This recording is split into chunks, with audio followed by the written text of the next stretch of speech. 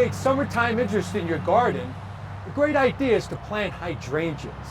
These are species and cultivars that will bloom from mid-May all the way into early fall, depending on your choices.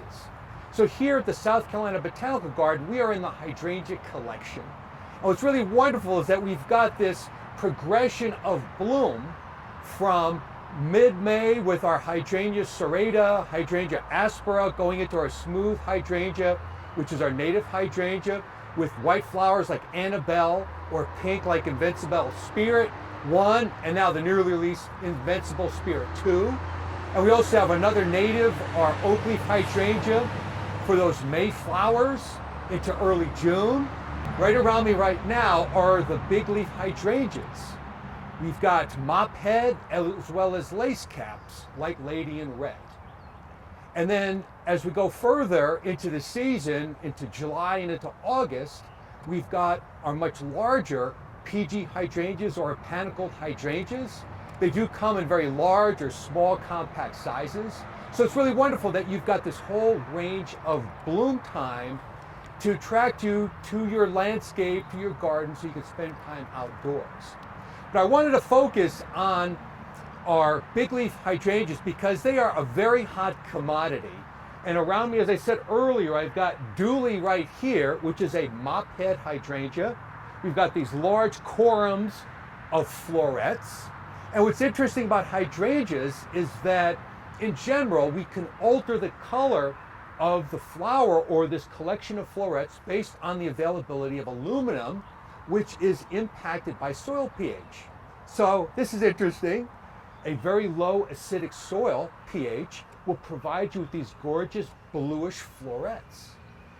On the other hand, this is also Dooley, where we can see that by increasing the pH, by adding lime, we reduce the availability of aluminum, which imparts that blueness to the florets, and we've got these wonderful pink clusters of flowers.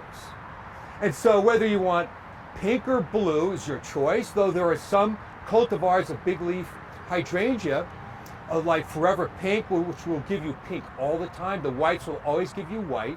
And for blue, there's Nico Blue, which will always be blue regardless of pH.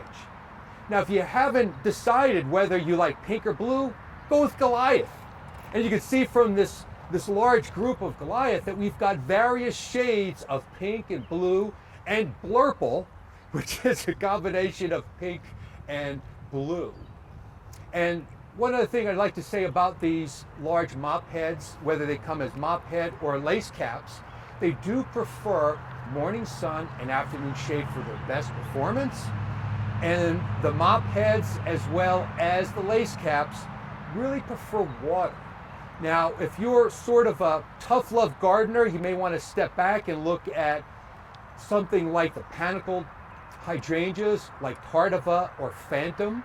These are full sun hydrangeas that prefer growing in full sun, and they're extremely drought tolerant. So the choices are really endless. I mean, here in this garden around me are over 70 species and cultivars of hydrangeas. So now is a great time to visit the Botanical Garden, your garden center, see what's in bloom, but also anticipate what you can have blooming in your own garden.